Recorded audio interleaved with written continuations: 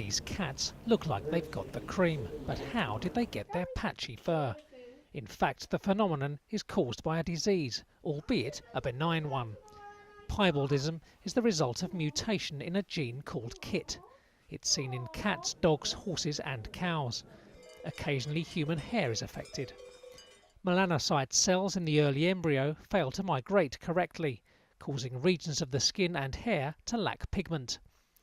British mathematical biologist Dr Christian Yates led a study which challenges conventional thinking on why this happens.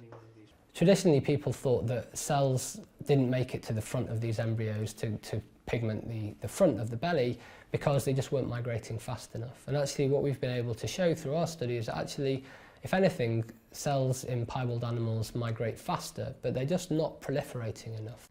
In the study's first stage, biologists studied how mouse embryo cells were moving and dividing. Their biological hypothesis was then transferred to a mathematical model. But what we've been able to tease out from the mathematical model is actually, it's not necessarily that these cells are migrating in a directed way.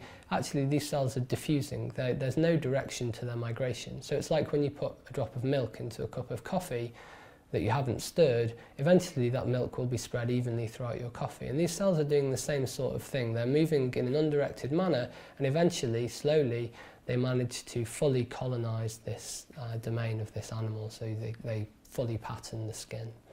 Piebaldism is one of a group of defects called neurochristopathies, some of which manifest themselves in human deafness, heart problems and cancer of the nervous system.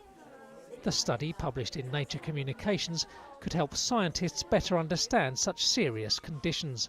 Now they've told us how Kitty here got her spots.